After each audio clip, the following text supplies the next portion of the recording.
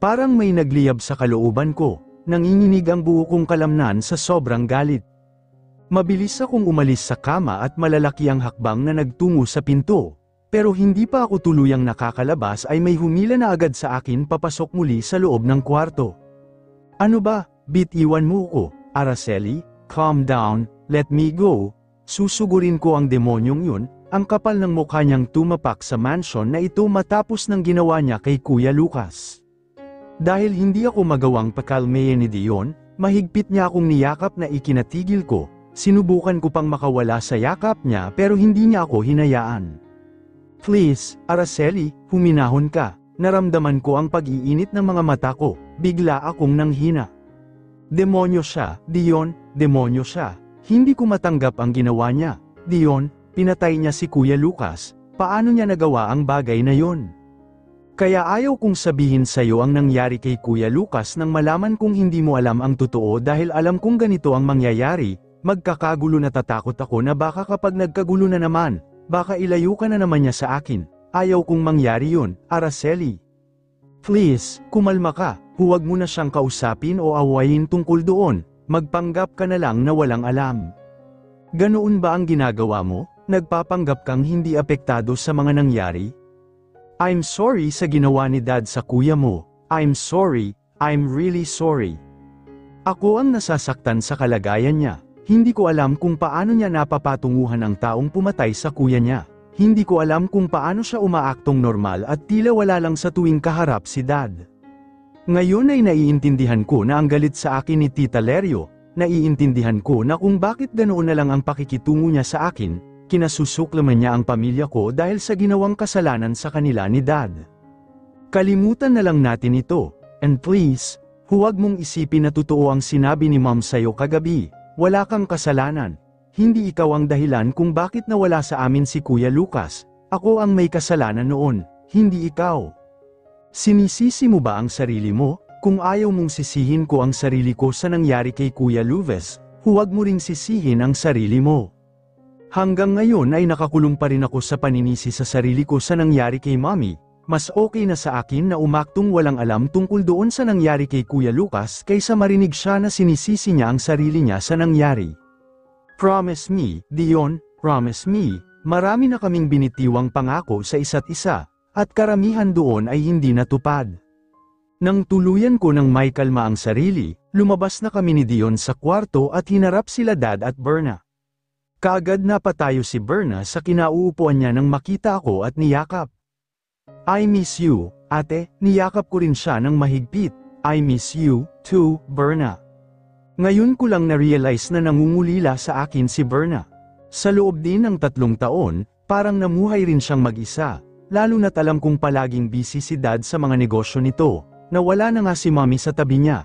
Iniwan ko pa siya, pero wala akong magagawa noon. Hindi ko siya pwedeng isama sa paglayas ko. Napalunok ako nang ibinaling ko kay Dad ang paningin ko, palihim na nagsarado ang kamao ko nang parang sirang plakang paulit-ulit kong naririnig sa isip ko ang nalaman ko kay Dion kagabi, naninikip ang dibdib ko. What are you doing here? Inihatid ko lang si Berna rito para samahan ka sa lakad mo ngayon. Ang tinutukoy niyang lakad ko ay ang pagpunta ko sa isang bridal shop para mamili ng wedding gown na gagamitin ko sa kasal namin ni Dion. Dahil kukulangin kami sa oras sa paghahanda sa kasal, naisipan nilang hindi na ipasadya ang wedding gown ko. Kung ganoon, you can leave now, naihatid mo na si Berna. Okay then, I'll take my leave now. Walang balak na tugunin ang sinabi niya, hindi na ako makapaghintay na umalis siya sa harapan ko. Sumunod ka sa akin, Araceli, may pag-uusapan tayo. Araceli, please don't tell him, bulong sa akin ni Dion na binaliwala ko lang. Nang makalabas, natagpuan ko siya malapit sa kotse niya na nakaparada. Anong pag-uusapan natin? Kung ano ang seryoso ng mukha ko, ganoon din sa kanya. How are you? Kamusta ang nalalapit niyong kasal ni Dion? Stop asking like you care for me. Huwag kang mag-alala, tuloy pa rin ang kasal. Ingatan mo si Berna, bili niya sa akin at sumakay na sa kotse niya. Walang ano-ano ay pinaandar niya yon. Nalwan akong nakatayo, ramdam ko pa rin ang matinding galit. Hindi ko alam kung tama bang hindi ko na siya kinausap tungkol doon sa nalaman ko. pero alam ko rin naman sa sarili ko na hindi ko pa siya handang kausapin tungkol dun. Natatakot ako.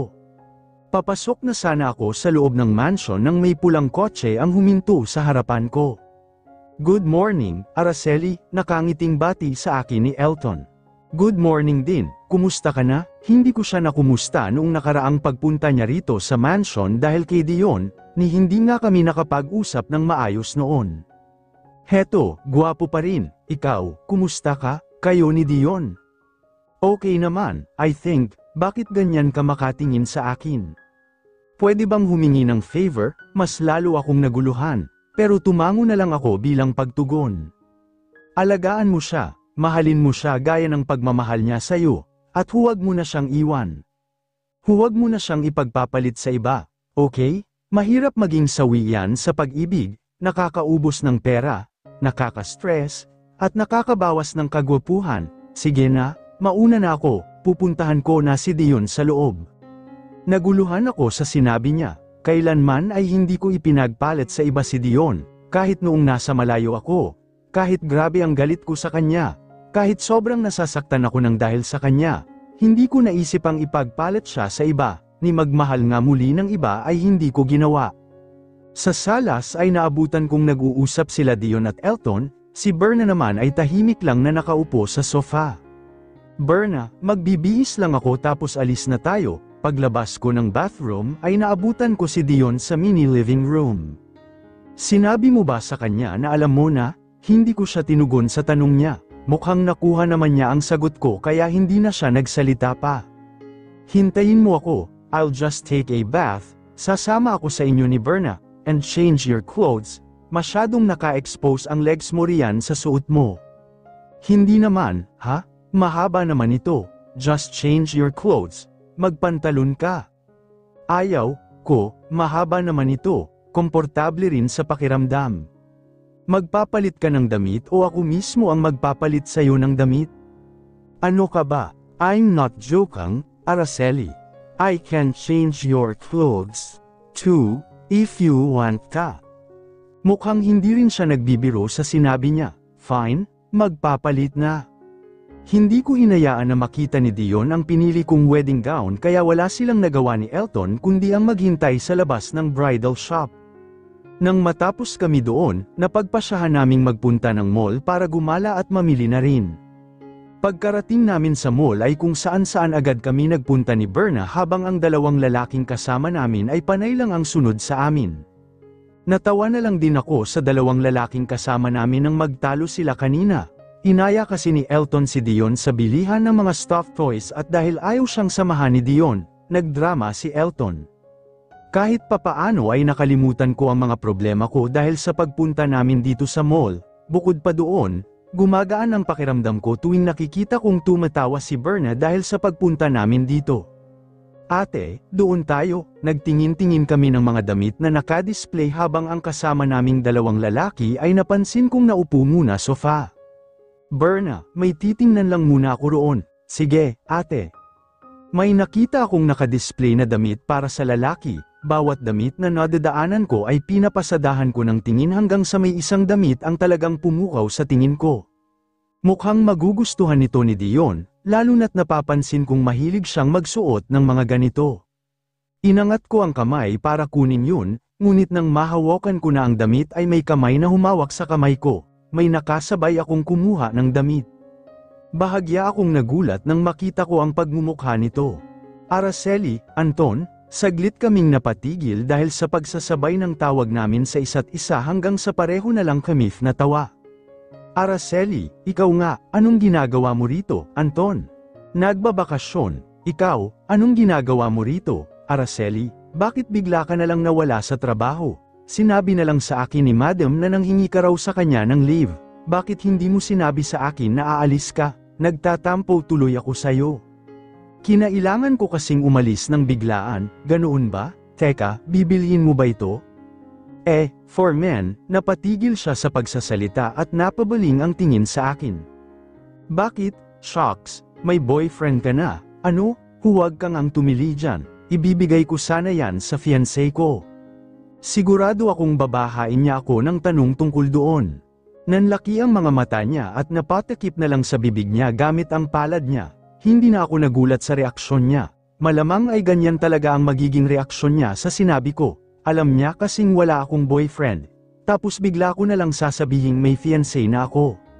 Shocks, marami kang dapat ikwento sa akin, Sister Eth, na wala ka lang ng ilang linggo, nagkaroon ka na ng fiancé.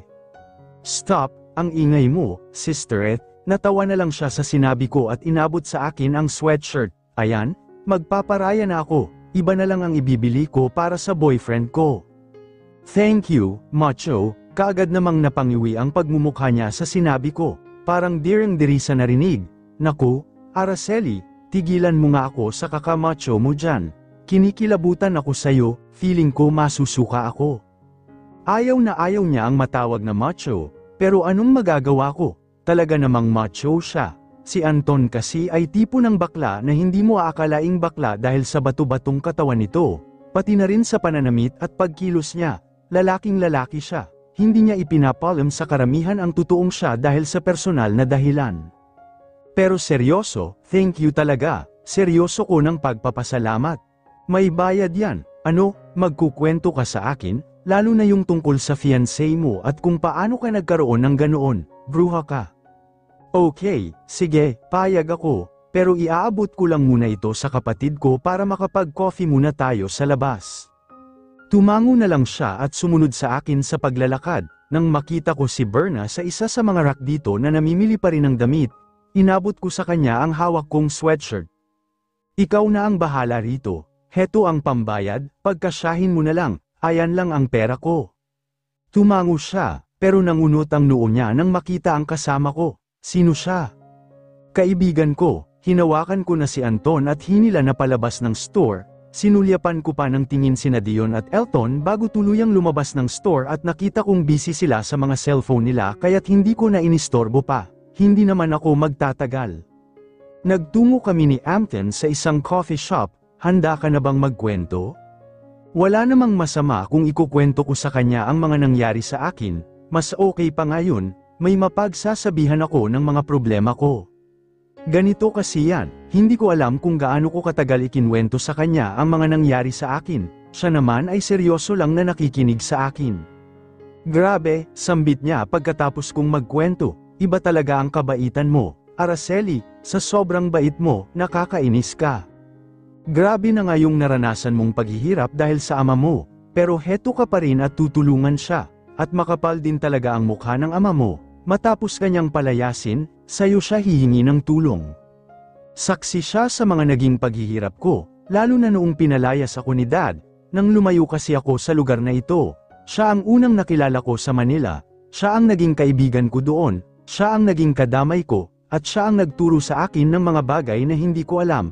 Katulad ng pagtatatrabaho, siya ang tumulong sa akin sa lahat, kaya't malaki ang pasasalamat ko sa kanya. Hindi ko siya kayang tiisin. Kahit pa, kung ako ikaw, nako, hinding-hindi ko siya tutulungan, kukunin ko lang yung nakakabata kong kapatid, bahala na siya sa buhay niya, maghirap siya tulad ng paghihirap mo. Naiintindihan ko kung bakit ganyan ang reaksyon niya, alam na alam niya kasi ang mga pinagdaanan ko. Kumusta naman kayo ng dami mong boyfriend, biruin mo, fiancé mo na siya, isa rin sa mga dahilan ng paghihirap mo. Okay naman kami, pareho naman naming naiintindihan ang setup namin, kaya't mas pinili na lang namin na maging okay sa isa't isa, at saka, pareho na kaming nakamove on sa nangyari sa amin noon. Siya lang pala dahil ako, hanggang ngayon ay nakakulong pa rin sa nakaraan. Basta't kung ano man ang mangyari riyan sa ginagawa mo ngayon, if you need me, just text me, okay, handa akong tulungan ka ulit. I'm very lucky to have a friend like you. Pero ayaw ko namang masanay sa ganoon, ayaw kong umasa sa iba para maayos ang mga problema ko.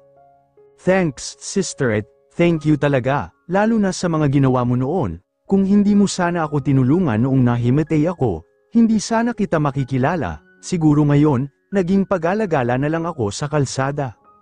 Baka nga patay na ako, hinding-hindi ko makakalimutan ang araw na nagkakilala kami, saktong may bagyo noon. Walang-wala na akong pera noon dahil naubos na ang pinagbentahan ng cellphone ko, hindi pa nga ako kumakain noon ng buong araw, dahil doon, nahimatay ako dahil sa gutom at pagod, Basang-basa na rin ako ng ulan at inaapoy pa ng lagnat. Mabuti na lang at nakita niya ako. Tinulungan niya ako. Ano ka ba, sisterette? Wala yun, no. Pinisil niya ang kamay kong hawak niya. Tigilan na natin tong drama natin. Papangit tayo niyan. Sige ka. Pareho kaming natawa sa sinabi niya. Halata ring pinapagaan niya ang usapan namin. Sa wedding mo pala, dapat ako ang flower girl o isa ako sa mga bridesmaid. Oo naman, pero iba ang nararamdaman ko, sisterette. Hindi ka pa rin nakaka-move on sa dati mong boyfriend. Tama ba ako? Aminin mo, sisterette. Oh my gosh, I can't wait to see your fiancé. Gusto kong malaman kung bakit in love ka sa kanya kahit ganoon na ang nangyari sa inyo. At para rin mabatukan ko siya dahil sa ginawa niya sa'yo, Char. Alangan naman na aminin ko sa kanya na in love nga talaga ako kay Dion, na hanggang ngayon ay mahal ko pa rin ito. Anong oras na pala? 4:00 na, tugon niya nang makita niya ang oras sa wristwatch niya. 3 oras na pala tayong nag-uusap dito. 3 oras, kailangan ko nang umalis. Nakalimutan kong may kasama pala ako, baka hinahanap na nila ako. Next time na lang ulit, ha? I text na lang kita. Sige, mag-iingat ka. If you need my help, just text me. I gave him a smile. Sige, thank you. Aalis na ako. Maglalakad na sana ako paalis dito ngunit napatigil ako nang may mahagip ang mga mata ko. Parang napako ako sa kinatatayuan ko nang makita ko si Dion sa harapan ko. Ilang hakbang lang ang layo mula sa amin ni Anton. Kilala mo, siya ba ang fiancé mo? In fairness, ang gwapo, pwede bang ako na lang ang bride? Ang yummy kasi ni groom, kaya pala baliw ka sa kanya. Gusto ko mang tawanan ang sinabi niya, pero hindi ko magawa. Hindi ko inalis ang tingin kay Dion hanggang sa nakarating sa harapan namin ni Anton. Araceli, walang buhay ang boses niya. Malamang ay galit siya sa akin dahil 3 oras akong nawala at makikita niya pa akong may kasamang ibang lalaki na hindi naman talaga lalaki. Ang masama pa ay baka nakita niya ang ginawa kong pagyakap kay Anton, baka iba ang isipin niya roon. Bakit ba ganito ang nararamdaman ko? Pakiramdam ko ay may ginawa akong mali kahit alam kong wala naman talaga. 3 oras na kitang hinahanap sa buong mall, parang naputulan ako ng dila, hindi ko magawang makapagsalita. Hi, ako si Anton, kaibigan ni Araceli. Inilahad niya pa ang kamay niya sa harapan ni Dion. Pero tiningnan lang yun ni Dion, hindi niya yun tinanggap. Kailangan ko na yatang umalis. Alis na ako, sistere. Text na lang tayo. Umuwi na tayo, Araceli. Naramdaman ko ang paghawak ni Dion sakin, hila-hila niya ako hanggang sa makarating kami sa parking.